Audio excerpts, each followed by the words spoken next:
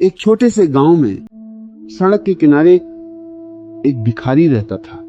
उसकी झोपड़ी टूटी फूटी थी, खपरेल से ढकी हुई। वह दिन रात उसी जगह बैठकर भीख मांगता। लोग उसे देखते, कुछ तरस खाकर पैसे दे देते, कुछ अनदेखा कर निकल जाते। उसकी जिंदगी बस यही थी, हाथ फैलाना, पैसे मांगना और किसी तरह दिन काटना। वह हमेशा पुराने मैले कपड़ों में दिखता। उसका चेहरा थका थका सा था, लेकिन आंखों में एक अजीब सी चमक थी, जैसे वह कुछ छिपा रहा हो। एक दिन उस गांव से एक राजा का काफिला गुजरा। राजा की नजर उस भिखारी की झोपड़ी पर पड़ी। वह एक पल के लिए रुका। उसने सोचा, यह आदमी कितना गरीब है, कितनी दयनीय जिंदगी जी रहा है। लेकिन फिर राजा को ख्याल आया, मैं भी तो जीवन भर एक ख्वाब के पीछे भागता रहा। मैं सम्राट बनना चाहता था और अब सम्राट हूं, फिर भी मन में शांति नहीं। राजा को लगा कि वो भी एक तरह से भिखारी ही है, बस उसका भिखारीपन दुनिया से छिपा हुआ है। वह धन, वैभव और सत्ता के लिए भागता रहा, लेकिन क्या वह सचमुच सुखी है? राजा सोच में डूब गया, लेकिन उसका काफिला आगे बढ़ गया।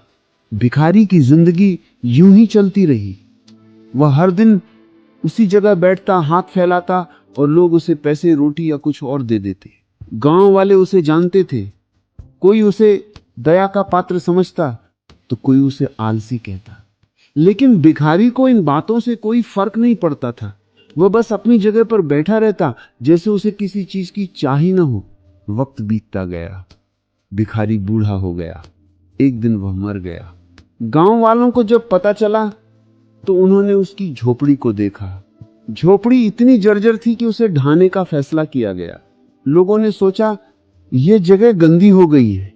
25 साल तक इस भिखारी ने यहां बैठकर भीख मांगी, जमीन भी खराब हो गई होगी। उन्होंने झोपड़ी तोड़ दी और उसका मलबा फेंक दिया। कुछ लोगों को ख्याल आया कि जमीन को भी साफ करना चाहिए। उन्होंने मिट्टी खोदनी शुरू की, गंदी मिट्टी हटाई और नई मिट्टी डालने की तैयारी की। लेकिन जैसे ही उन्होंने मिट्टी खोदी, गांव में हड़कंप मच गया। उस जगह जहां भिखारी 25 साल तक बैठा था, वहां एक बड़ा खजाना दबा हुआ था।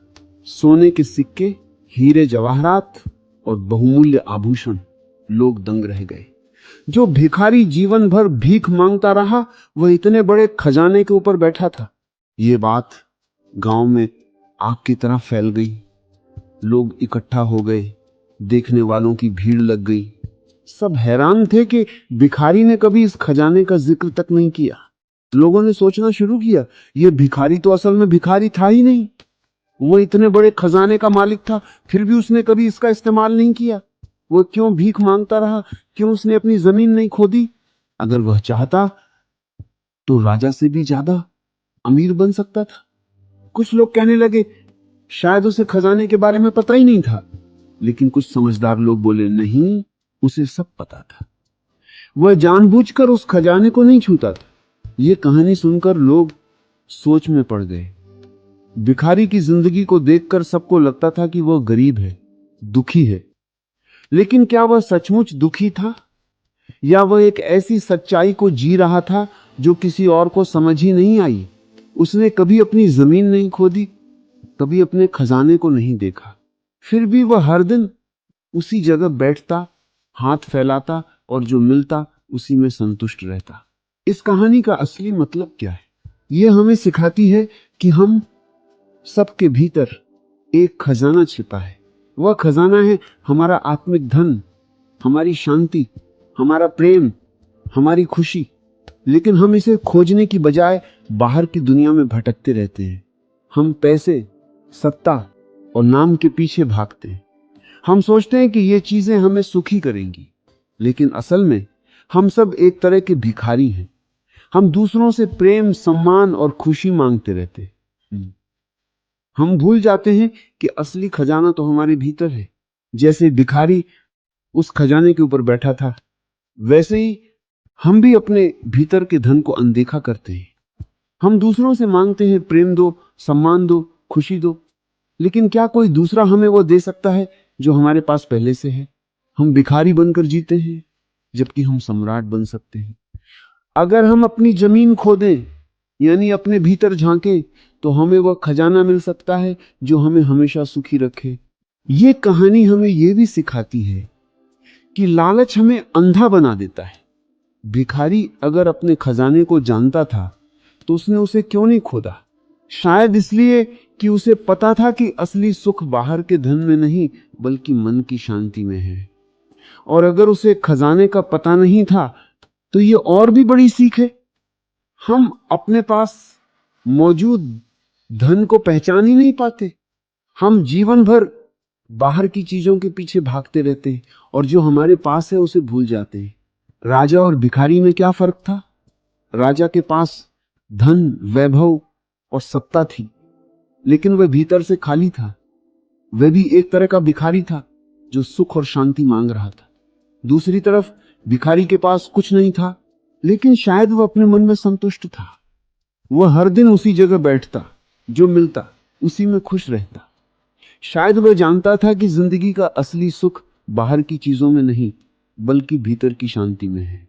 यह कहानी हमें यह भी बताती है कि हम सब एक दूसरे से कुछ न कुछ मांग रहे हैं।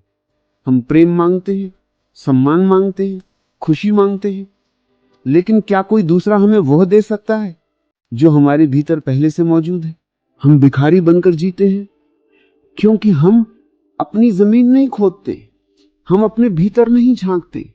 हम सोचते हैं कि सुख बाहर है, धन में है, नाम में है, रिश्तों में है, लेकिन असल में सुख हमारे भीतर है। जब हम अपनी जमीन खोदते हैं, यानी अपने मन को टटोलते हैं, तो हमें वह खजाना मिलता है जो हमें हमेशा सुखी रख सकता है। वह खजाना है आत्मज्ञान, आत्मप्रेम और आत्म शांति। यह खजाना कोई छीन नहीं सकता, कोई चुरा नहीं सकता। यह हमेशा हमारे साथ रहता है, बस हमें इसे खोजने की जरूरत है। तो इस कहानी से हमें क्या सीख मिलती है? पहली, हमें लालच छोड़ना होगा। दूसरी, हमें बाहर की चीजों से सुख की उम्मीद छोड़नी होगी।